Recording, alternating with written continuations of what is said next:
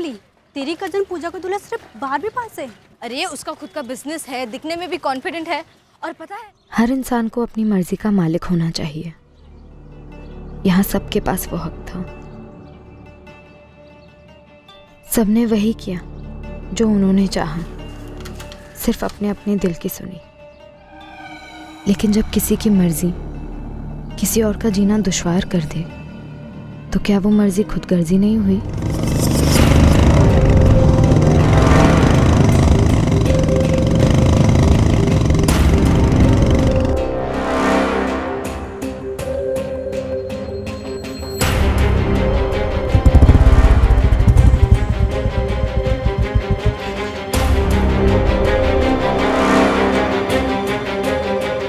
प्रणाम श्याम जी, कैसे हैं आप? सब अपनी अपनी मनमानियों में मस्त थे, पर मेरी मर्जी का कभी कोई मायना ही नहीं रहा। मेरी मजबूरी और उसका दर्द सिर्फ मेरा बन के रह गया, खामोश, अनदेखा। इस कहानी की शुरुआत गुलालखेड़ा गांव में हुई, जहां मैं मौजूद ही नहीं थी। शुरुआत से ही इस कहानी में लिखा था कि अंत बहुत ही दर्दनाक होने वाला था, बहुत भयंकर। तैयार हो गई हमारी दुल्हनिया, कितनी अच्छी लग रही है। तुम्हारी बारात आ गई पूजा। अरे बबली, बबली रुको, हमारा दूल्हा हमें देखने दो। नहीं, ज्यादा उड़ो मत, समझी? पता चला हमें छोड़ के तुम्हारे साथ ही भाग गया। फिर जलती हो ना हमसे, तो हम काहे चलेंगे तुमसे? दूल्हा हमारा है, वो शादी हमारी हो रही है। देख लो अपनी बारात को। अरे हम चलें। बबली,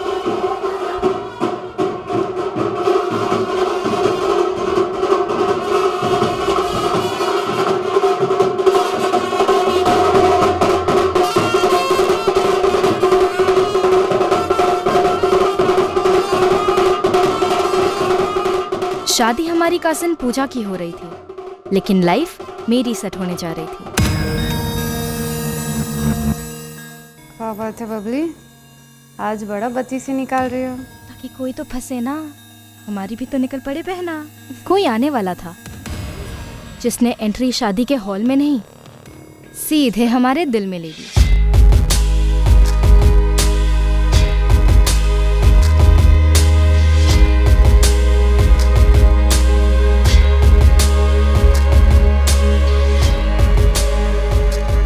पहली नजर में प्यार का मतलब उस रात समझ आया। साले के चेहरे से नजर हट ही नहीं रही थी कि बाकी हो क्या रहा है ये कुछ समझ भी आए।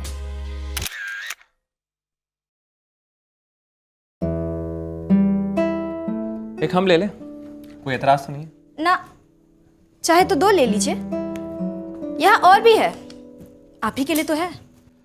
वैसे हमें घूरने की कोई खास वजह? अच्छा, तो नोटिस किए आप? कोई अंधा भी नोटिस कर ले। वैसे हम सोच रहे हैं आपके खिलाफ पुलिस में कंप्लेन लिखा दें छेड़खानी की, बबली जी। अच्छा, अब नाम पता कर ही लिया है तो आप पुलिस कंप्लेंट कर ही दीजिए। अरे वो तो हम कर ही लेंगे, पहले ये तो जान ले कि हमें टुकर टुकर घूरा क्यों जा रहा है। हमें भाग गए आप, इसलिए। वैसे अच्छा किया जो सामने से आके बात कर लिए, वरना हम खुद ही आ जाते और पूछते फ्रेंडशिप करनी है। वैसे नाम क्या है तुम्हारा? तुम्हें हमारा नाम नहीं पता है? नहीं। प्रेम यादव नाम है हमारा। नाम तो बढ़िया है। अपना नंबर देना, हम मिस्ड कॉल दे रहे हैं, सेव कर लेना। मैसेंजर पे तो होगे ना आप?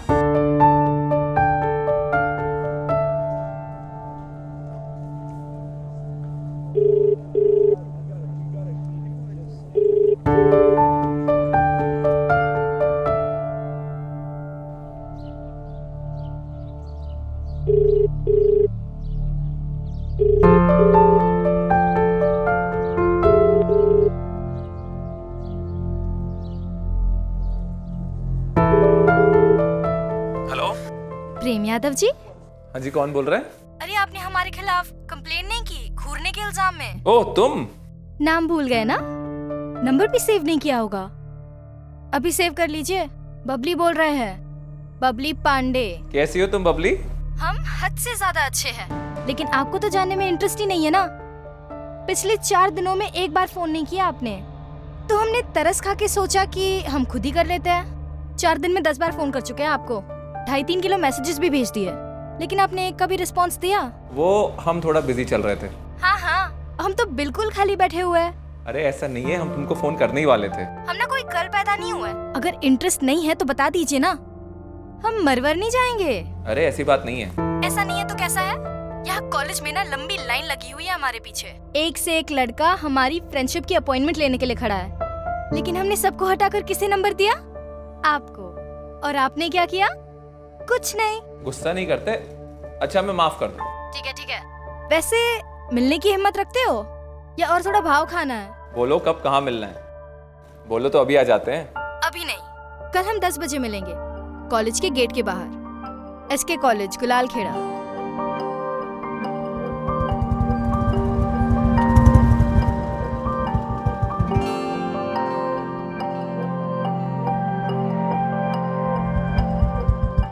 कॉफी शॉप चल रहा है? वहाँ तो सारी दुनिया आती है, हमें तुमसे अकेले में बतियाना है। कहाँ ले जाओगे?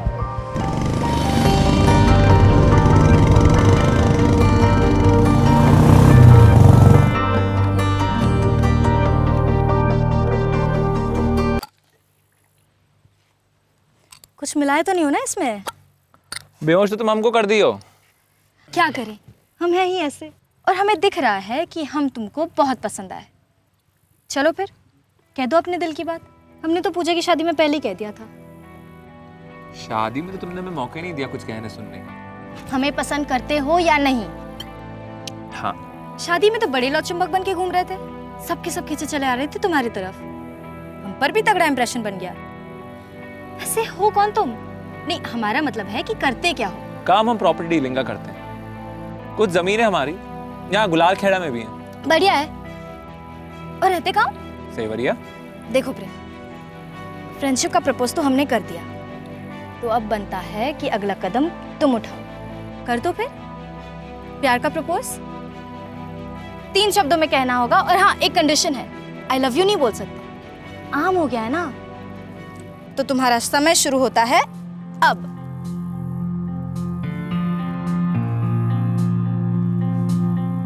प्रेम है तुमसे।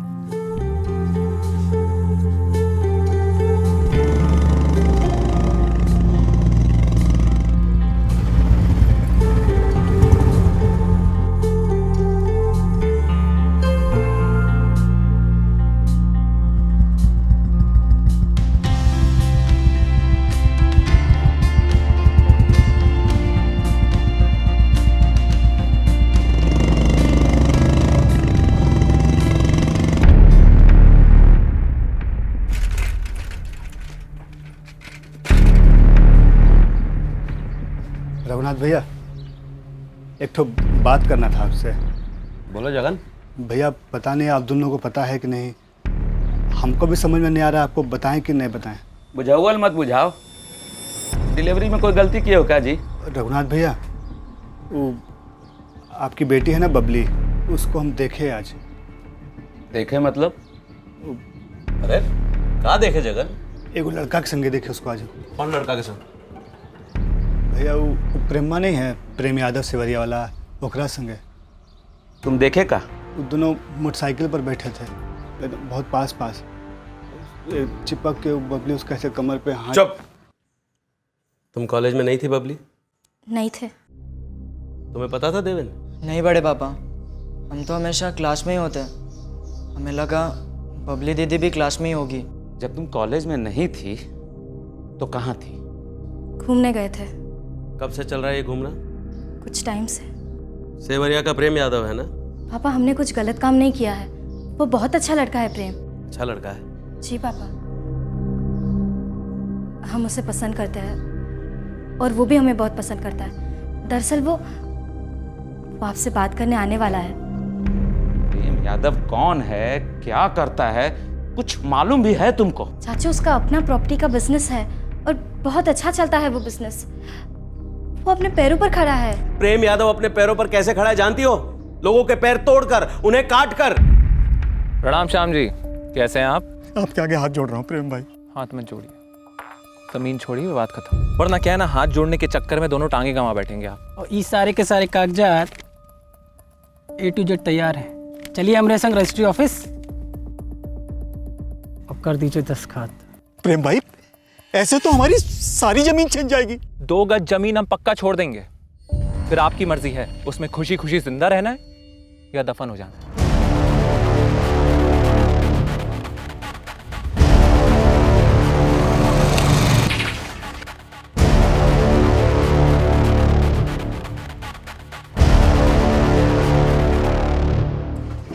जमीनें हड़पना, वसूलियां करना, हफ्ते लेना, ये सारे धंधे हैं उस प्रेम यादव के। और ऐसे लोगों को क्या कहते हैं जानती हो ना? पेशेवर गुंडे।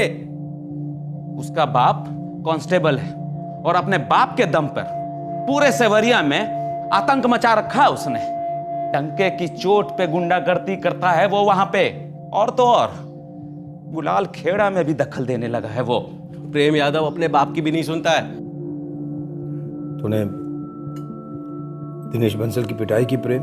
क्यों, शिकायत की उसने या उसके परिवार ने? बेटा उसकी दाहिनी टांग बुरी तरह टूट गई। आपको बड़ी दया आ रही है उसके ऊपर? आप तो बीच में पढ़ना ही नहीं। अगर वो पुलिस में गया ना तो वो क्या उसका पूरा खानदान लंगड़ाएगा। अरे 10वीं पास भी नहीं किया है, पढ़ाई में 0, ऊपर से रोज मारामारी करता था, इसीलिए स्कूल से निकाल दिया गया। सालों पहले की बात है, सेवरिया में मनदीप जी रहते थे और उनका बेटा पूरन। पता है ये प्रेम यादव ने क्या किया था? पूरन का एक आंख फोड़ दिया था। स्कूल से तो निकाल दिया गया था, लेकिन बाप कांस्टेबल, कोई उसके खिलाफ केस ही नहीं किया। नहीं तो बाल सुधार गृह में 18 साल तक सड़ता रहता। ऐसे गुंडे को अच्छा आदमी बता रही हो ना? तो तुम्हें तो ये सब पता ही नहीं होगा, कुछ बताया नहीं प्रेम यादव ने। तो प्रेम यादव ने यह भी नहीं बताया होगा तुमको कि वो शादीशुदा है।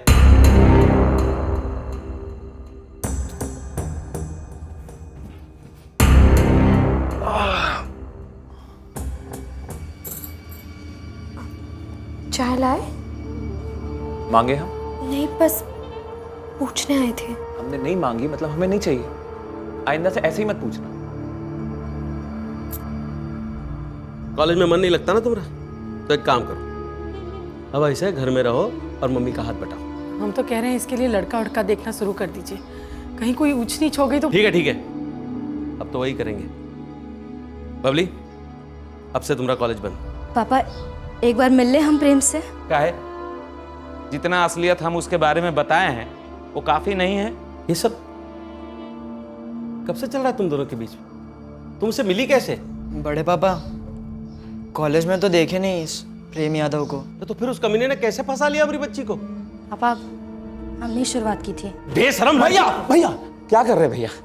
बात को बढ़ाने का कोई फायदा नहीं है भैया। एक काम करते हैं, भाभी आरती, बबली अब कल से कॉलेज नहीं जाएगी और घर से बाहर कहीं गई ना तो इसके साथ कोई ना कोई जरूर जाएगा। बबली एक बात समझ लो, तुम अभी से तुम दोनों के बीच में जो भी था ना सब खत्म। वो गुंडा प्रेम यादव है ना, तुम्हारा इस्तेमाल करके तुम्हें फेंक देगा और ये बात हमसे बर्दाश्त नहीं होगी, ना ही तुमसे।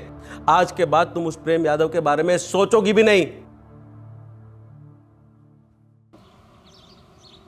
The number you have called is currently switched off. The number you have called is currently switched off. The number you have called is currently switched off. नाश्ता तैयार है। साइकिल चला लेती? जी? तुम्हें ना साइकिल पर एक भोंपू लगवा के दे देते हैं, फिर जाके ना पूरे सेवरिया में ऐलान कर दो नाश्ता तैयार है, नाश्ता तैयार है। नहीं चाहिए नाश्ता।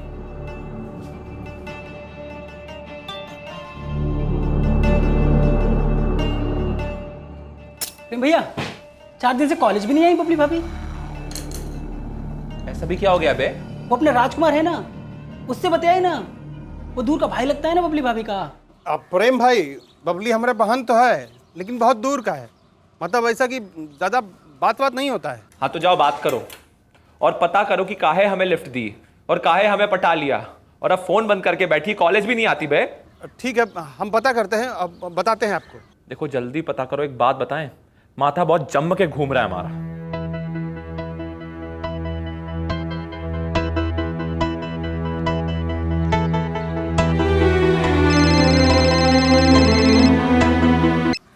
हेलो, क्या बात है बबली, 1 हफ्ते से कनेक्शन काट के बैठी हो, ना कोई फोन ना कोई मैसेज।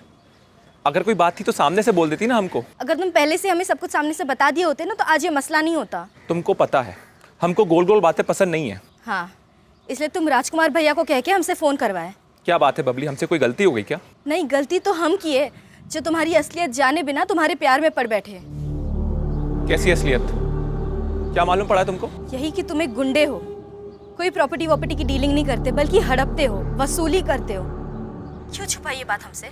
चलो माना कि हम सामने से आए, अंधे थे, तुम भी अंधे थे, शादीशुदा हो ना, बता नहीं सकते थे। अरे अगर ये बात पहले पता होती ना तो तुमसे प्यार नहीं करते हम। अच्छा मेरी बात सुनो, क्या तुमने हमारे बारे में जानकर हमसे प्यार किया था? क्या हमने कभी ये पता करा कि तुम कौन हो?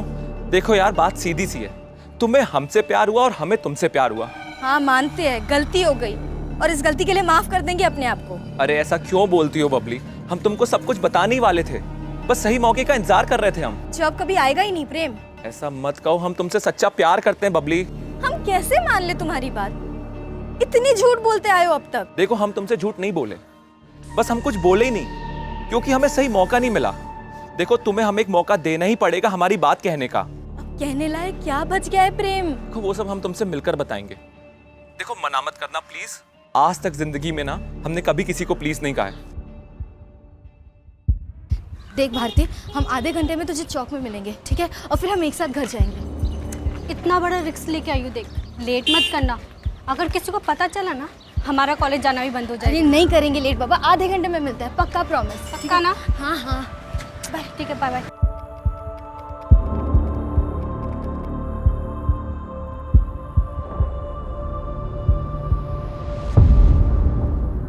अब सफाई देने जैसा क्या है प्रेम? यार इसमें सफाई देने जैसा कुछ है ही नहीं। सच तो यह है कि हम कमजोर नहीं हैं, अंदर से भी और बाहर से ताकतवर हैं। और इस दुनिया में सिर्फ ताकतवर लोग ही टिकते हैं। दब के जियो, इससे अच्छा सर उठा के फक्र से जियो। गुंडागर्दी करके? इस दुनिया में हर इंसान जो ताकतवर है वो एक प्रकार का गुंडा है। और हम मना नहीं करते कि हमें इस ताकत का नशा पसंद नहीं है, बड़ा जबरदस्त होता है ये नशा। और इसी ताकत की वजह से, इसी दबदबे की वजह से तुम भी खींची चली आई हमारी तरफ यार। हमें लगा था कि तुम कोई सरकारी अफसर हो, कोई इंजीनियर वगैरह। हाँ तो हमें एक इंजीनियर ही समझ लो, एक सामाजिक इंजीनियर। सामाजिक इंजीनियर कुछ भी। प्रॉपर्टी के चक्कर में ना लोग एक दूसरे का मर्डर कर देते हैं, खून खराबे पर उतर आते हैं और ये केस है ना कोर्ट में सालों साल चलते हैं। हम बिना खून खराबे के, बिना कोर्ट जाए उन लोगों का ये मैटर सॉल्व कर देते हैं यार। कैसे? लोगों की टांगे तुड़वाकर? जिंदगी ऐसे झगड़ों में घिस जाती है, उससे अच्छा हम आज का फैसला आज करवाते हैं। और हाँ, जहाँ वादे टूटते हैं ना वहाँ टांगे भी टूटती हैं। लेकिन हाँ, हम घी हमेशा पहले सीधी उंगली से निकालने की ही कोशिश करते हैं। लेकिन ये सबसे एक बात तो नहीं बदलती है ना प्रेम, कि तुम एक गुंडे हो। और ये बात भी नहीं बदलती कि इस गुंडे को तुमसे प्यार है। ये प्यार वाली बात अपनी बीवी से भी रोज करते होंगे। हम मीना से कुछ नहीं कहते, हमारी शादी जबरदस्ती हुई है हमारे माँ बाप के कहने पर। वाह, जो आदमी सारे गांव को डरा धमका कर रखता है उसकी जबरदस्ती शादी हो गई। सही कहा तुमने, ये सरदर्द ना हमने खुद ही अपने सर मोल ले लिया है। लेकिन एक बात बताएं, हम गलत काम करते ज़रूर हैं लेकिन हमने कभी किसी लड़की के साथ बदतमीजी नहीं करी, कभी किसी को गलत नज़र से नहीं देखा। तुम एक बात बताओ, तुम खुद चल के हमारे सामने आई थी ना, क्या हमने कभी तुम्हारा फ़ायदा उठाया? जो हम उठा सकते थे, लेकिन हम ऐसे नहीं हैं। तो क्या करें? राष्ट्रीय पुरस्कार दे दे तुमको? अरे भैया, हमें राष्ट्रीय पुरस्कार मत दो, पर हमें समझने की कोशिश करो। इसके पहले हमने कभी परवाह नहीं करी कि कोई हमें समझने की कोशिश करे। और एक बात बताएं, इंसान मजबूर सिर्फ बंदूक की नोक पर नहीं होता है। कभी कभी ना जज्बातों को तोड़ मड़ोड़ कर ऐसे पेश किया जाता है उसके सामने कि वो मजबूर हो जाता है। हमारे माँ बाप ने हमें खूब कस्में दी, वादे दिए कि शादी कर लो, शादी कर लो, और हम भी जवानी के जोश में थे। हमें एक औरत का तजुर्बा चाहिए था, तो हमने कर ली मीना से शादी। लेकिन प्यार नहीं, प्यार कभी नहीं किया। लेकिन फिर भी प्रेम, वो तुम्हारी बीवी है। तुम हमारा प्यार हो और रहोगी, क्योंकि हमें सच्चा प्यार सिर्फ तुमसे हुआ है। तुम पहली लड़की जो सामने से चल के हमारे पास आई और हमें प्यार हो गया, और अब हम तुम्हारे बिना जी नहीं सकते।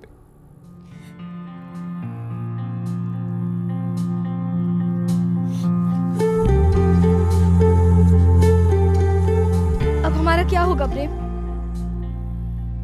तुम शादीशुदा हो, हमारे घर वाले कभी इस रिश्ते को मंजूरी नहीं देंगे। मंजूरी? मंजूरी तो हमें कभी मिलती नहीं है, हमें छीननी पड़ती है। क्या मतलब? तुम हमारे पापा और चाचा को धमकाओगे? नहीं, तुम्हें छीन लेंगे उनसे। तुम चलो हमारे साथ, तुम्हारा बाल भी बांका नहीं होने देंगे। ठीक है, ऐसा ही कुछ करेंगे, लेकिन अब हमें जाना होगा प्रेम। भारती हमारी राह देख रही होगी। लेकिन सुनो, परसों तुम अपना सामान लेकर आ जाना, हम सेवरिया में ही अपना घर बसा, तुम्हारा और हमारा।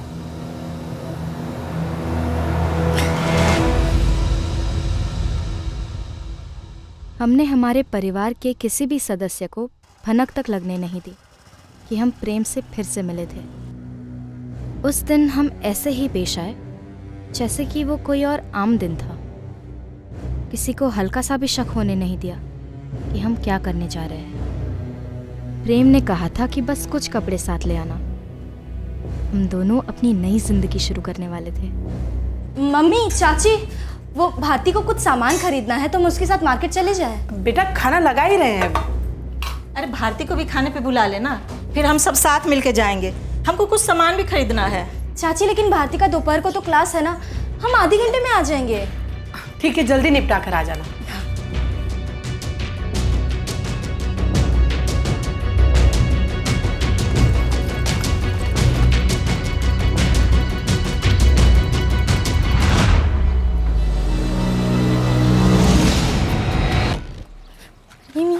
राजकुमार ने हमारे लिए घर का इंतजाम किया। बबली, तुम चिंता मत करो, हम तुम्हें संग हैं। चलो बैठो। एक मिनट, हम पहले पापा को बता देते हैं। अरे नहीं, बताने की क्या जरूरत है? वैसे आग लग रही है और तुम तेल डाल रही हो। राजकुमार भैया, हम तेल नहीं डाल रहे हैं, हम आग लगने के पहले उसे बुझा रहे हैं। हाँ बबली बेटा, कुछ तो चाहिए था का सुरेश? नहीं पापा, हमें बस इतना कहना था कि हम घर छोड़ के जा रहे हैं। कहाँ हो तुम बबली? हम प्रेम के साथ हैं। घर जाओ, अभी क्या अपने घर जाओ।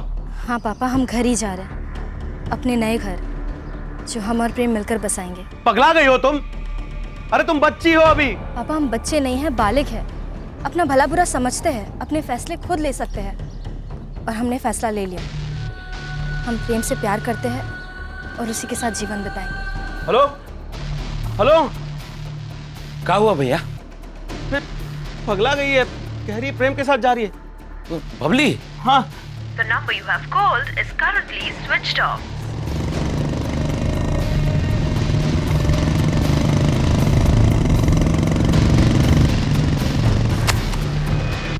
सुरेश, पुलिस में शिकायत करते हैं। भैया, पुलिस के पास क्या शिकायत लेकर जाएंगे भैया? बबली तो सबके सामने हम लोग को नकार देगी। वो पुलिस को भी कह देगी कि हम अपनी मर्जी से गए, और फिर वो प्रेम गुंडा, उसके बारे में जान रहे हैं ना भैया। पूरे गुलाल खेड़ा से सेवरिया तक बबली को ये गुंडा ही मिला था प्यार करने के लिए। अरे इतनी बेवकूफ कैसे निकली हमारी बच्ची के कि हम उसे समझा भी ना पाए कि उस प्रेम यादव के साथ अपनी जिंदगी का सर्वनाश करने जा रही है। ये संस्कार तो नहीं दिए थे हमने उसे। हमने कहानी की शुरुआत में ही कहा था कि अंत इसका दर्दनाक होगा, भयंकर होगा। ये वही मोड़ था जहां से बर्बादी का कहर टूटने वाला था।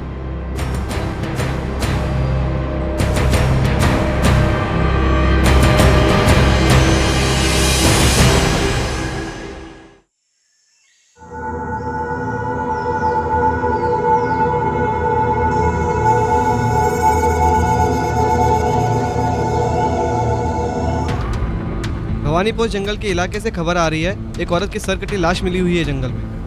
खबर दोहरा रहे हैं, भवानीपुर जंगल के इलाके में एक औरत की सर कटी लाश मिली हुई है।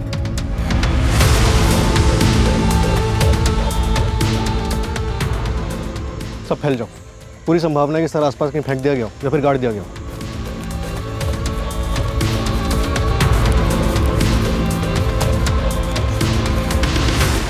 सर, बॉडी पर ऐसे कोई निशान नहीं है जिससे पीड़ित की पहचान हो सके।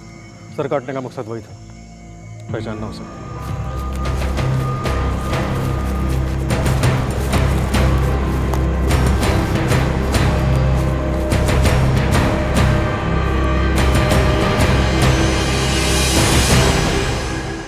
सर जी, बहुत दूर तक ढूंढा, सर कहीं नहीं मिला।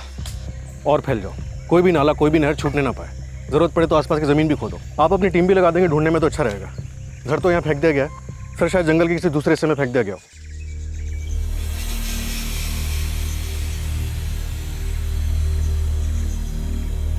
तुम लोगों को फोटोग्राफ फॉरवर्ड कर दिए। चौरागंज से शुरू करो और लकीमनगर तक फैल जाओ। साहब, इसके हाथ पैर में कोई निशान विशान है? कोई गुदना वगैरह या कोई पैदाइशी निशान? ऐसा तो कुछ नहीं है, वैसे पोस्टमार्टम रिपोर्ट आने भी बाकी है। कुछ निकलेगा तो जरूर बताऊंगा। अपने आदमियों से कहो खुद के थाने के अलावा माधोपुर, गुलालखेड़ा, सिवरिया और रामपुर और जिले के जितने भी डिवीजन, सब डिवीजन है, सबकी मिसिंग कंप्लेंट्स निकलवाएं। सर, लड़की काफी यंग थी, कपड़े देखकर लगता है ठीक ठाक घर से है। कम से कम हाथ पैर पर किसी तरह के असॉल्ट के निशान नजर नहीं आए। देखते हैं पोस्टमार्टम रिपोर्ट क्या कहती है। सेक्सुअल असॉल्ट नहीं रहा है, पर लड़की सेक्सुअली एक्टिव थी। उम्र लगभग 20 से 25 के बीच होनी चाहिए। अभी दावे के साथ तो नहीं कह सकता, पर कुछ मेडिकल कॉम्प्लिकेशंस भी रही हैं। मतलब? पक्का तो डिटेल एनालिसिस के बाद ही कह पाऊंगा, पर कुछ है ज़रूर। बॉडी पर कोई और निशान? अब तक विक्टिम से मैच करने वाली कोई मिसिंग कंप्लेंट भी नहीं है हमारे पास। अभी सिर्फ इतना ही कह सकता हूँ कि सबसे पहले विक्टिम को गला दबाकर मार डाला गया होगा और उसके बाद उसका सर धड़ से अलग किया गया होगा।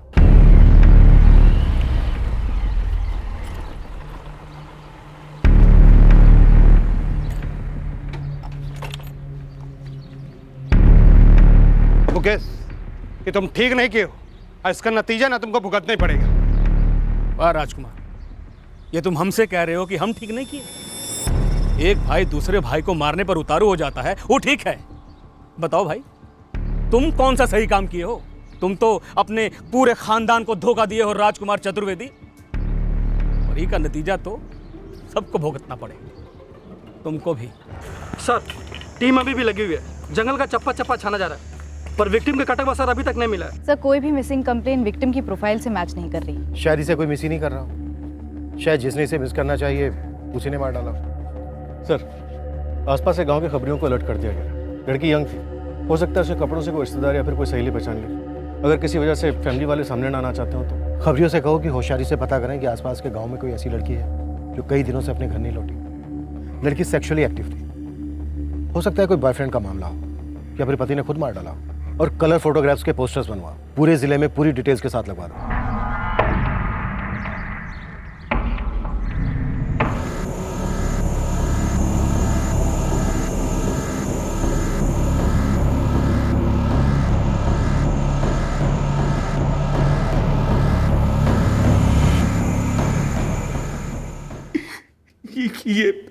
ये हमारी बिटिया ही है, बबली।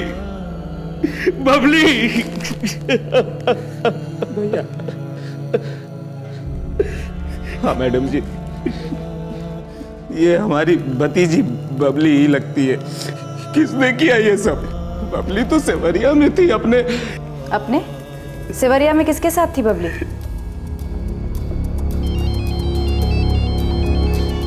हेलो, कांस्टेबल जयकुमार यादव, सेवरिया थाने से बोल रहा हूँ। चौरागंज थाने से इंस्पेक्टर प्रदीप झा बोल रहा हूँ।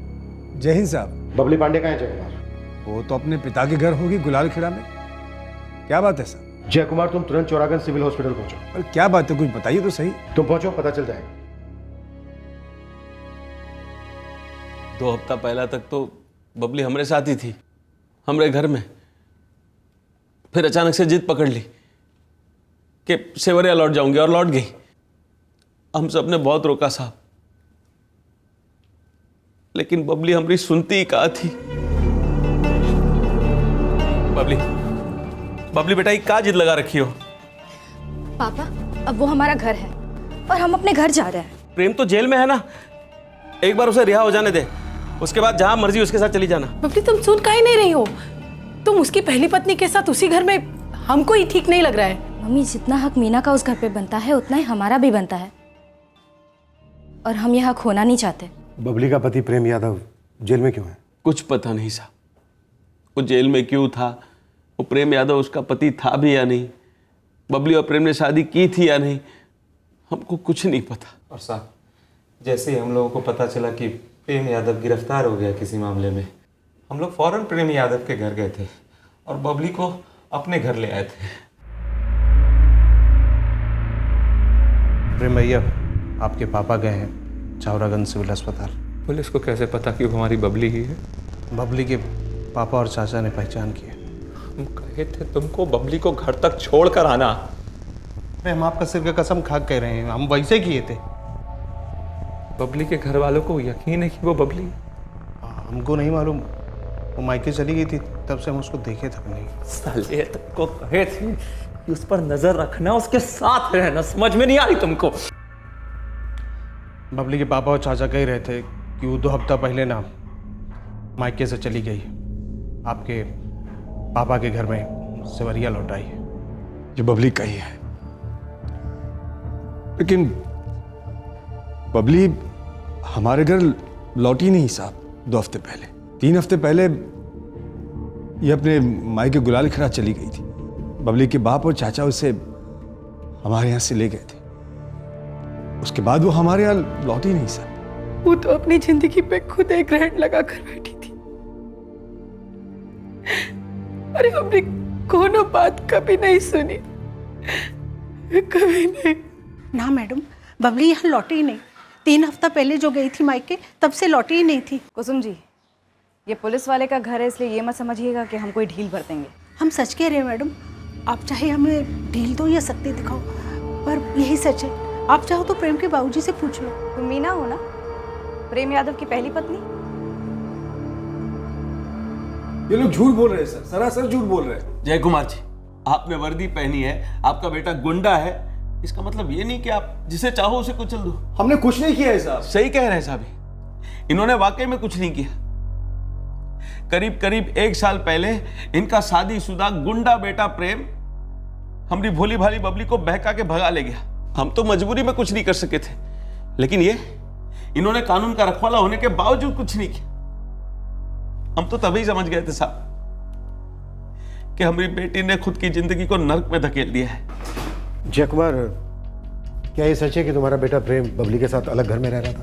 हाँ ये सच है साहब, लेकिन ये बात तो सारी दुनिया जानती है। क्या ये भी सच है कि तुम्हारे बेटे प्रेम के गिरफ्तार होने के बाद उसने बबली को तुम्हारे घर भेज दिया था, जहाँ पहले से उसकी पहली पत्नी मीना रह रही है? इनका ही रिश्तेदार है राजकुमार, वही बबली को हमारे घर छोड़ गया था।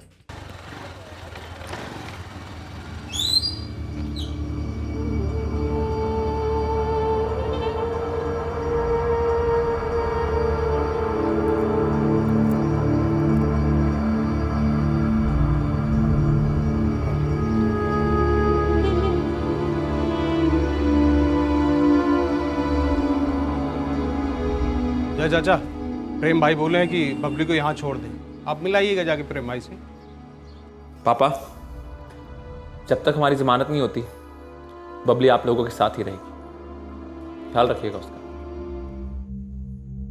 पापा, हम आपसे बात कर रहे हैं। सुन लिया बेटा, सुन लिया। हमने बबली को बहुत अच्छे से रखा था साहब। हमारा बेटा अपनी पत्नी को छोड़कर किसी दूसरी लड़के के साथ रिश्ता रख रहा था, हमें मंजूर नहीं था, और कोई शादी वादी नहीं की थी हमारे सामने। प्रेम ने आपकी बेटी बबली के साथ ऐसे ही रह रहे थे दोनों। गंदा रिश्ता साहब की जुबान पे ला भी नहीं सकते। अरे तो एक फोन कर देते हमको, कह देते ले जाओ अपनी बिटिया को, ऐसे जान से मारने की क्या जरूरत थी? हमने नहीं मारा बबली को, हमने कुछ नहीं किया साहब। 3 हफ्ते पहले ये लोग बबली को हमारे घर से ले गए, तो उसके बाद बबली हमारे घर लौटी ही नहीं। ये झूठ बोल रहे हैं साहब। आप लोग झूठ बोल रहे हो। 1 महीने पहले प्रेम यादव को किस चार्ज पे गिरफ्तार किया था दुबे? प्रेम यादव 1 नंबर का गुंडा है। कांस्टेबल जय कुमार यादव भी खुद अपने बेटे से दबकर ही रहते हैं। इस प्रेम का इतना दबदबा था कि कहीं से भी कोई इसके खिलाफ कंप्लेंट दर्ज ही नहीं करवा रहा था। आखिर में प्रेम का एक दोस्त है राजकुमार, उसका भाई मुकेश चतुर्वेदी आया हमारे पास।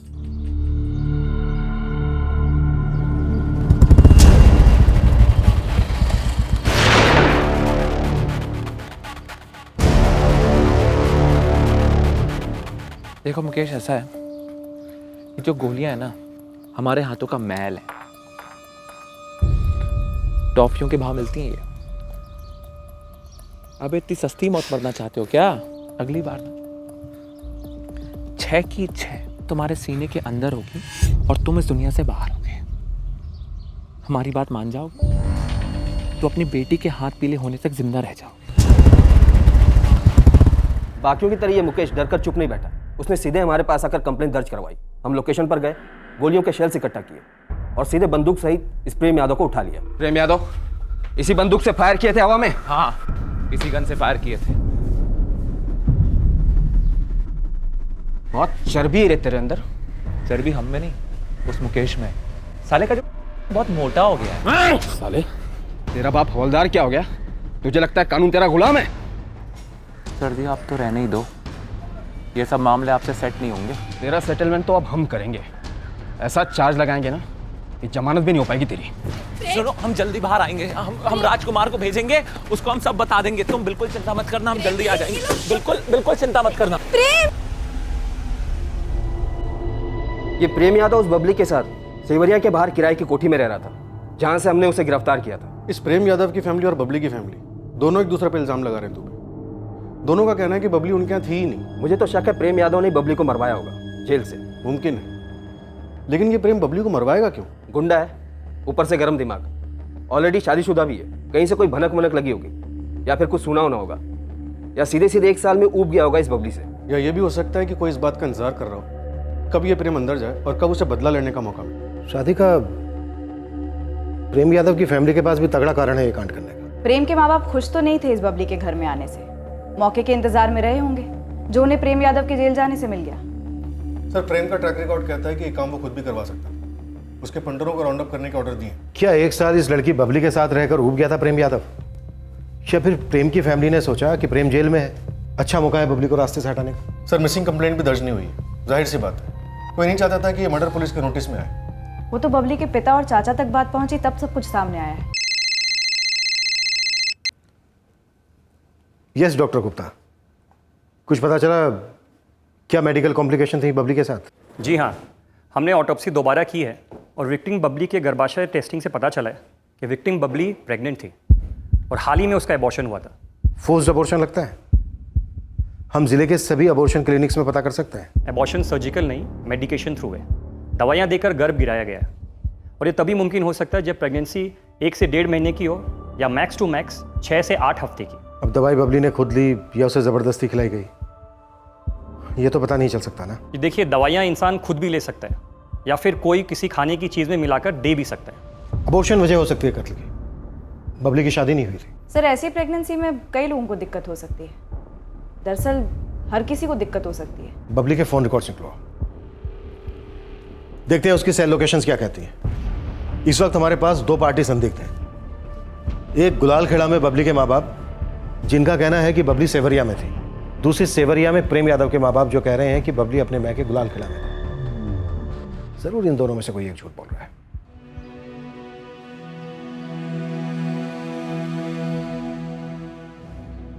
ये केस फोन रिकॉर्ड्स और दूसरे सबूत मिलने तक त्रिशंकु बनकर 2 गांवों के बीच अटका रहा। पर हां, जिस किसी ने यह कत्ल किया था या फिर करवाया था, वो तो हमें सबूत थाली में परोसने वाला था नहीं। हमने मना ही कर देना था बबली को यहाँ रखने से। क्या कर लेता प्रेम? बबली यहाँ आई नहीं थी, बबली यहाँ आई ही नहीं थी, वो गुलालखेड़ा में ही थी। उसका बाप और चाचा दोनों झूठ बोले। अबे हमारी जमानत क्यों नहीं हो रही बे? हैं? वकील से कहो जल्दी करे, वरना वकालत करने लायक नहीं रहेगा वो। बबली की जिंदगी से जुड़े सभी किरदार शोक में थे, आक्रोश में थे, पर उनमें से कोई एक था जो दर्द के नकाब के पीछे अपनी कामयाबी पर मुस्कुरा रहा था। हमारा मकसद था उसे बेनकाब करना, उसके असली चेहरे तक पहुंचना।